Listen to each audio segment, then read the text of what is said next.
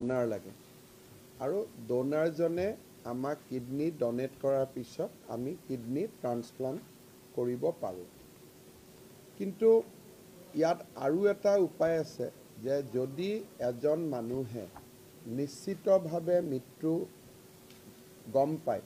যে মোৰ মৃত্যু নিশ্চিতভাৱে হ'ব আৰু মৃত্যুৰ আগতে মই কিডনি লিভাৰ আন এজনক জীৱন দিবৰ বাবে মই দি থৈ যাম। আৰু বিভিন্ন এক্সিডেণ্ট কেছত বিশেষকৈ ব্ৰেইন ডেথ, যাৰ ইতিমধ্যে ব্ৰেইন ডেড হৈ গৈছে,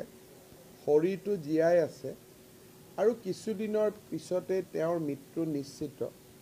তেতিয়া ব্ৰেইন ডেড পেচেণ্টজনৰ হৈ তেওঁৰ নিকটতম আত্মীয়ও এই অংগ পতংগবিলাক দান কৰিব পাৰে যাতে আন এজনক জীৱন দিব পৰা যায়। অসমত বিশেষকৈ ৰেটিনা আদিৰ ক্ষেত্ৰত আমাৰ ইয়াক যিটো ডোনাৰৰ জৰিয়তে বা যাক আমি কেডিয়েভাৰ বুলি কওঁ, এই ধৰণৰ ট্ৰান্সপ্লান্ট আমাৰ ৰেনেলত হৈ আছিলে। বাহিৰা ৰাজ্যত বিশেষকৈ দাক্ষিণাত্যত লিভাৰ কিডনি দুয়োটাই মানুহে দান কৰে আৰু হস্পিটেলত লিভাৰ আৰু কিডনি প্ৰয়োজন, যাৰ জীয়াই থকাৰ বাবে প্ৰয়োজন, এখন ৱেইটিং লিষ্টৰ ভিত্তিত তেওঁলোকক দি থৈ যায়।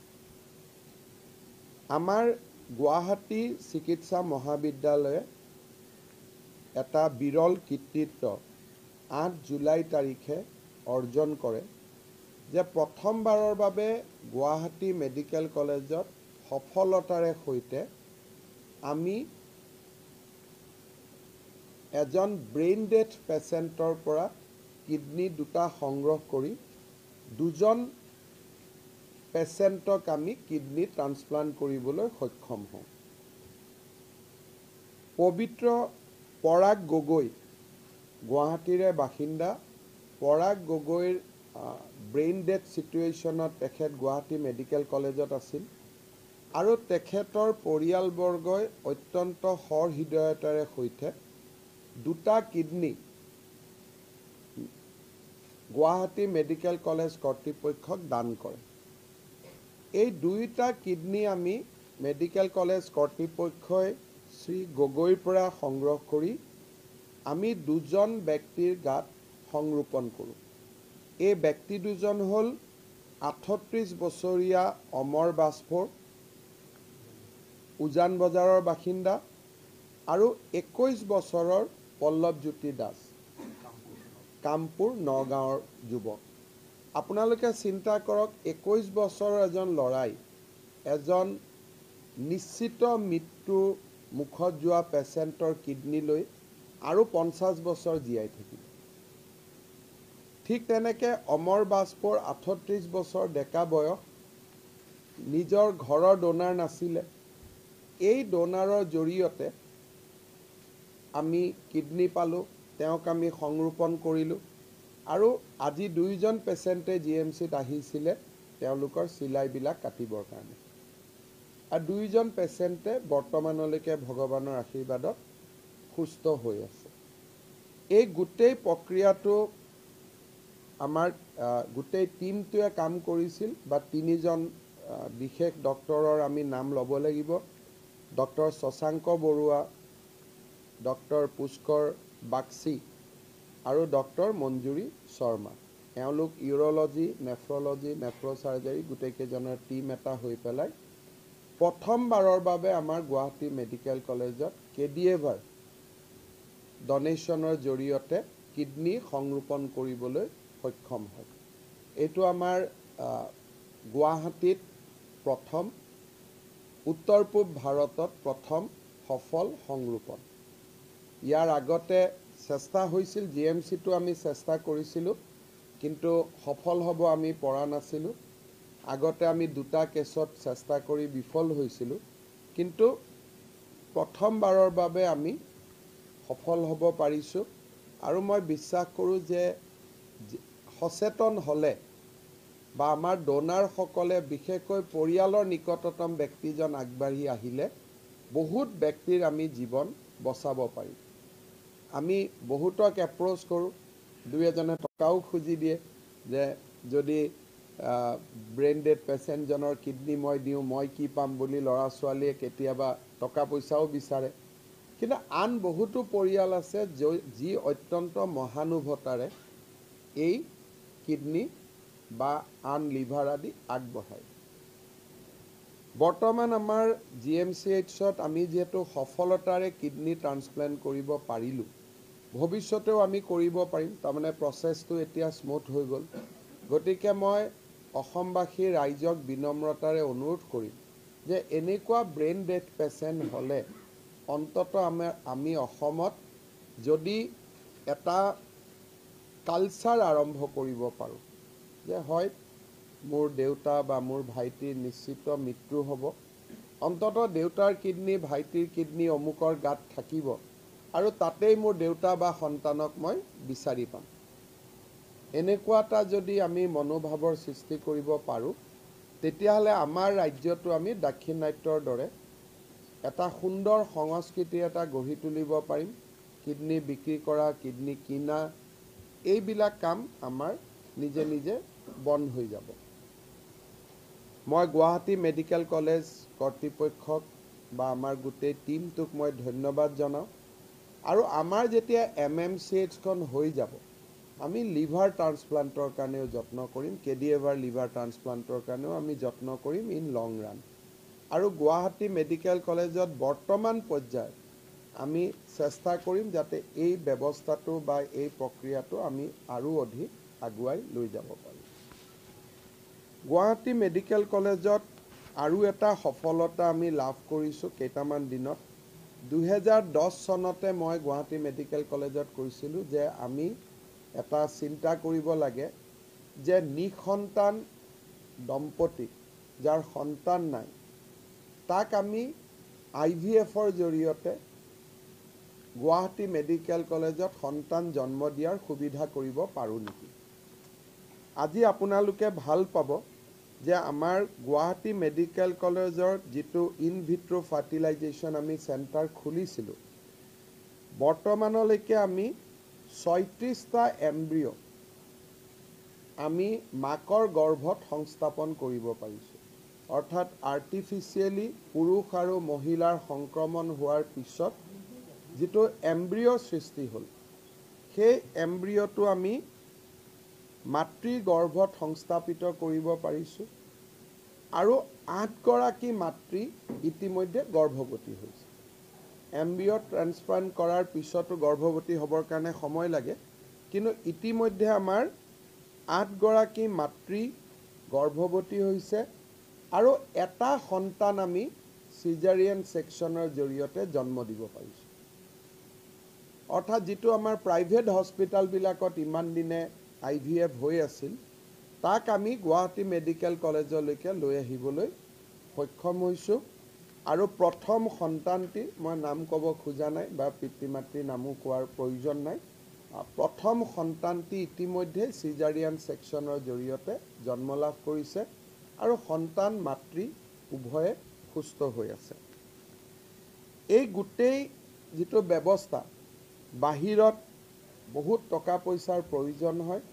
গুৱাহাটী মেডিকেল কলেজত ৭৫,০০০ৰ পৰা 1 লাখ টকাৰ ভিতৰতে গোটেই খৰচখিনি আমি কৰি এই সুবিধা দিব পাৰোঁ। এই চেণ্টাৰটো বৰ্তমান চালুকীয়া অৱস্থাত আছে, কিন্তু কেডিএভাৰ ট্ৰান্সপ্লাণ্ট আৰু IVFৰ জৰিয়তে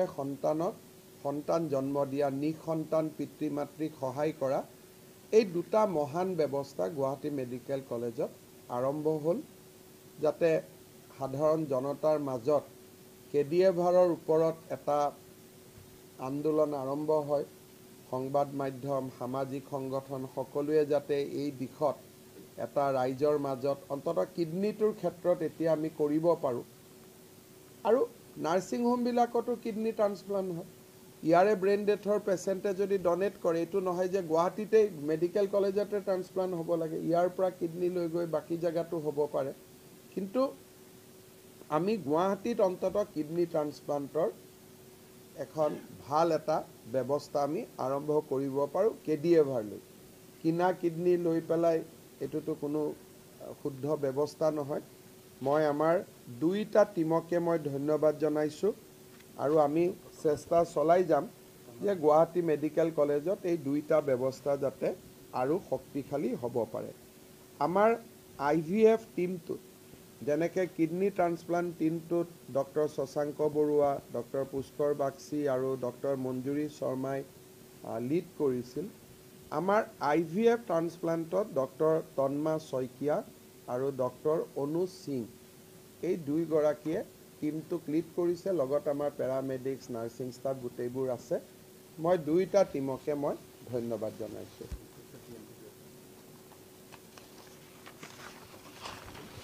ইয়াৰ উপৰিও আপোনালোকে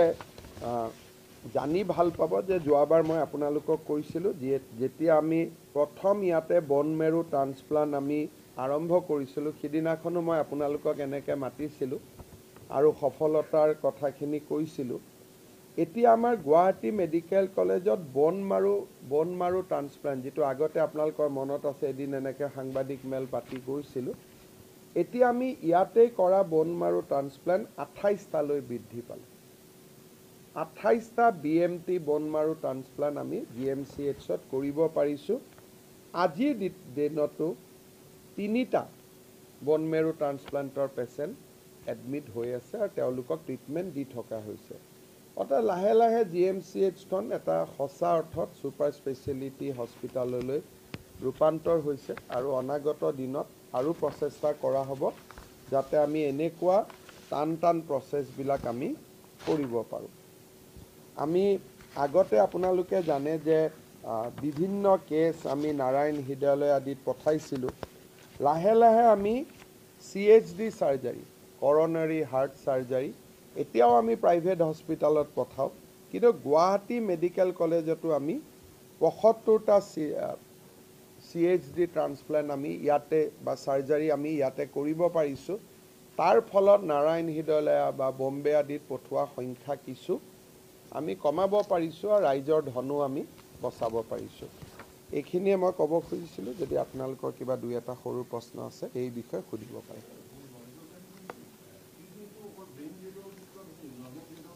নৰ্মেল ডেথৰ ক্ষেত্ৰত হ'ব পাৰে নে নোৱাৰে ব্ৰেইন ডেথ পেচেণ্টৰ ক্ষেত্ৰত যিবিলাক এক্সিডেণ্ট হৈ ব্ৰেইন ডেড হৈ যায় ষ্ট্ৰোক হয় ব্ৰেইন ডেড হৈ যায় তেওঁলোকৰ পৰাহে এইটো ল'ব পাৰে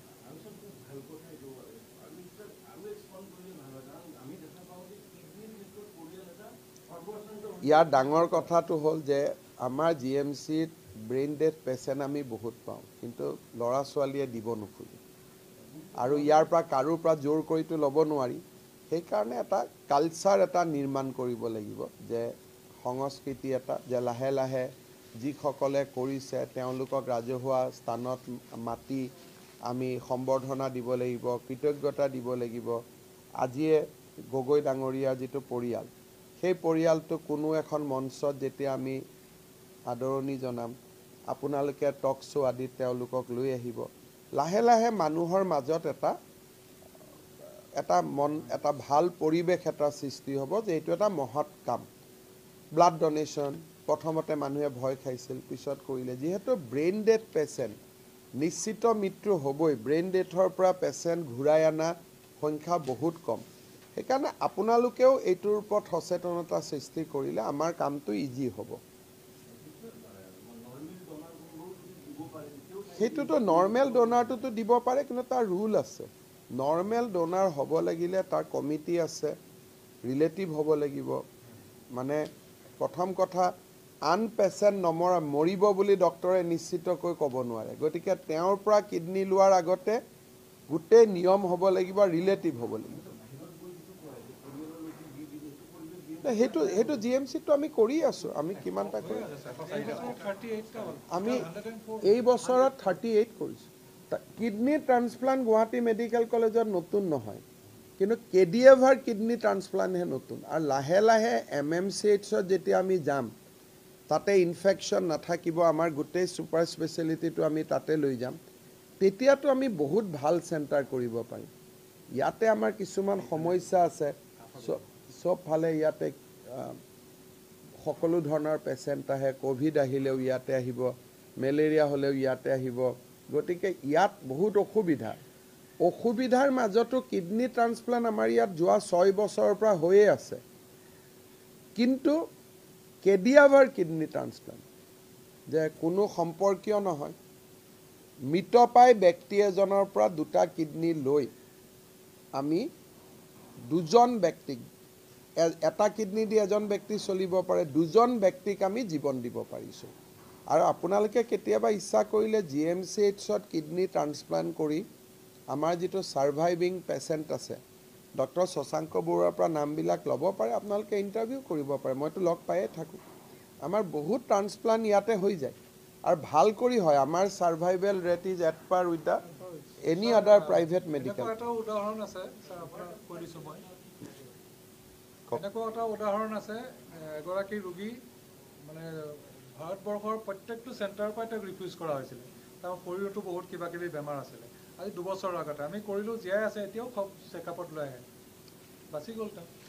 আমাৰ ইয়াত বহুত সফলতা আছে কিন্তু অলপমান এইটো আজি এটা বিশেষ দিন যে এজন ব্ৰেইন ডেড পেশেন্টৰ পৰা আমি লৈ পেলাই দুজন মানুহক জীৱন দিছো এইটো এটা আৰু যোৱা কেইদিনত মই কোৱা নাছিলো কিয় পেশেন্টজন উলাওক ভাল সাৰ্জাৰী হওক আজি দুইজনে আহিছিল আমাৰ ইয়াতে চেকআপৰ কাৰণে দুইজনে ভাল হৈ আছে লিভাৰ ট্ৰান্সপ্লান্টৰ এটা আমি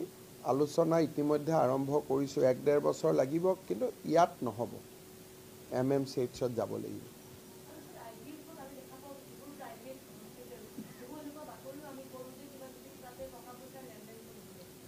আমাৰ ইয়াত ৭৫,০০০ পৰা 1 লাখ টকা খৰচ পৰিব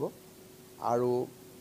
সাকসেস হৈছে এতিয়াতো ধৰক এটা বাচ্চাটোতো জন্মই হৈছে 8টা গৰ্ভৱতী হৈ আছে 8 গৰাকী মা আৰু 38টা এমব্ৰিয়টা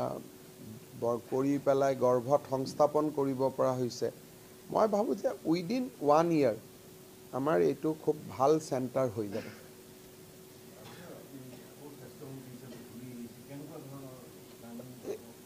গভৰ্ণমেণ্টটো এখনেই আছিল মুখ্যমন্ত্ৰী ময়ে আছো গতিকে ইয়াত আৰু নতুন কিবা কৰিবলগীয়া নাই কিন্তু খালি এটাই চকু দিব আছে নতুন যিবিলাক মেডিকেল কলেজ আমি কৰিছো কৰবাত সিটি মেচিন নাই কৰবাত এমআৰআই নাই কৰবাত ডক্টৰ নাই গতিকে মোৰ জিএমচিএইচ আছে বা ভাল কাম কৰি আছে আমাৰ মূল লক্ষ্যটো হ'ল যে বাকি মেডিকেল কলেজ কেইখনো শক্তিশালী কৰা আৰু এটা আমি চেষ্টা কৰিছো যাতে মেডিকেল কলেজবোৰ আত্মনিৰ্ভৰ হ'ব পাৰে যাতে আমি আৰু মেডিকেল কলেজ বনাব পাৰো একোখন মেডিকেল কলেজত গভৰ্ণমেণ্টে ইমান টকা খৰচ কৰিব লাগে কিন্তু আমাৰ ইয়াত প্ৰধানমন্ত্ৰী আয়ুষ্মান ভাৰত কাৰ্ড মুখ্যমন্ত্ৰীৰ আয়ুষ্মান অসম কাৰ্ড এই দুইটা যদি আমি ভাল কৰি ইউজ কৰো মানুহৰো পইচা নাযায় আৰু মেডিকেল কলেজখনো লাভৱান হয় এতিয়া আপোনালোকে চাওক আগতে যদি আমি এটা সিটি মেচিনৰ দাম ধৰক 1000 টকাৰ পৰা 2000 কৰিলো ৰাইজৰ দিগদাৰ হৈছিল এতিয়া সেই পইচাটো আমি আয়ুষ্মান ভাৰত কাৰ্ডৰ পৰা লম গতিকে কেতিয়াবা আমি 2 টকা বঢ়ালেও ৰাইজৰ ক্ষতি নহয় ভাৰত চৰকাৰৰ পৰাহে আমি টকা কেটা পাব পাৰো গতিকে আমাৰ লক্ষ্যটো হ'ল যে প্ৰধানমন্ত্ৰী আয়ুষ্মান ভাৰত কাৰ্ড আৰু মুখ্যমন্ত্ৰী আয়ুষ্মান অসম কাৰ্ড যাতে আমি মেডিকেল কলেজ বিলাকত ম্যাক্সিমাম ব্যৱহাৰ কৰিব পাৰো সেই কাৰণে এতিয়া আমি যোৱা কেবিনেটত সিদ্ধান্ত লৈছো কিছুমান পাবত গজা হস্পিটালো হ'ল বহুত ডক্টৰ নাৰ্স য'ত লৈ কোৱালিফিকেশন আছে নাছে এই পিএমজিৱাই কাৰ্ড আৰু আয়ুষ্মান অসম কাৰ্ড কেখন লৈয়ে তেওঁলোকে নিজৰ ব্যৱসায় চলাই আছে সেই কাৰণে এতিয়া আমি ঠিক কৰিছো যে অকল সুপাৰ স্পেশালিটিহে আমি প্ৰাইভেট হস্পিটালত দিম এই গাঁৱে গাঁৱে ব্লকে যিবিলাক হস্পিটাল গঢ় লৈ উঠিছে এইবিলাকত আমি অলপ কন্ট্ৰোল আনিব খুজিছো যে গভৰ্ণমেণ্টৰ কাৰ্ড তাতে আমি আৰু নিদু জিএনআৰসি থাকিলে ডাউনটাউন থাকিলে এপলো থাকিলে এক্সেল থাকিলে কিন্তু কৰবাত গৈ আজিকালি ৰাস্তা দি গলেও কাখতে এখন কালি মই ইয়াৰ মঙ্গলদৈৰ পৰা গহপুৰ গৈছো 4টা আই হস্পিটাল ইনে সৰু সৰু জায়গাত গঢ় লৈ উঠিছে পিছত মই কৈছো কেনেকৈ চলে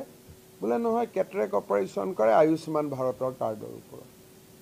গতিকে আমি অলপ বাকী এই যিবিলাক অলপ নিয়ন্ত্ৰণ আনিবলগীয়া কাম আছে সেইবিলাক আমি কৰিম যাতে হেল্থ চিষ্টেমটো ভাল আছে আৰু ভাল হয়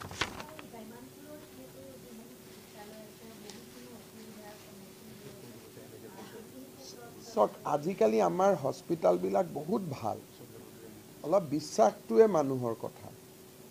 আজি আপোনালোকে মই ক'লোঁ যে কোনখন প্ৰাইভেট হস্পিটালে কেডিএভাৰ কৰিব পাৰিলে অসমত এতিয়া আমাক দেখি কৰিব কিন্তু ব্ৰেক থ্ৰুটোতো GMCতে হ'ল সেইকাৰণে গভৰ্ণমেণ্ট হস্পিটালৰ ওপৰত সমালোচনাৰ পৰিৱৰ্তে যদি পৰামৰ্শবিলাক আহে লাহে লাহে ভাল হৈ যাব আৰু বহুত ভাল আমিতো কোভিডৰ সময়ত প্ৰমাণ কৰিছোঁ যে we have one of the health system in the country সেইকাৰণে আপোনালোকৰো দৃষ্টিভংগীটো পজিটিভ হ'লে ভাল হৈ যাব ডক্টৰজনৰ লগত খালি কাজিয়া কৰোঁ কৰি থাকে কিন্তু মানুহজনে বুজি নাপায় যে এইজনো মানুহ তেওঁৰো ঘৰত ৰাতিপুৱা সন্তানৰ পৰীক্ষাৰ চিন্তা তেওঁৰো আছে গধূলি তেওঁৰো দেউতাক এজন হয়তো বেমাৰ হৈ আছে এই যে মানৱীয় পেচেণ্ট আৰু ডক্টৰৰ সহযোগিতাতে এখন হস্পিটাল ভাল হয় ডক্টৰজনক ধৰিলে ডক্টৰজনৰো কেতিয়াবা কিবা গাত চিন্তা হৈ আছে তেওঁতো মেচিনক আপুনি গালি দিব পাৰে মানুহকতো গালি দিয়াৰ আগতে 10টা চিন্তা কৰি ল'ব লাগিব আমাৰ এতিয়া আগতকৈ বহুত ভাল হৈ গ'ল আৰু মইতো একেদিন খবৰ লৈ আছোঁ নতুন নতুন মেডিকেল কলেজবিলাকতো ইমান পেচেণ্ট গুৱাহাটী মেডিকেল কলেজতে এনে এটা এক্সাম্পল কৈছোঁ যে অকল প্ৰধানমন্ত্ৰী স্কিমতে 53 কোটি টকা ৰাইজে সুবিধা পাইছে টোটেল 114 কোটি 53,161 জন পেচেণ্ট বেনিফিটেড হৈছে এতিয়া যোনে পাই যায় সেইটো পেপাৰত নিউজ নিদিয়ে নোপোৱা কেইজনেহে পৰ্টেল মাতে সমস্যাটো তাতে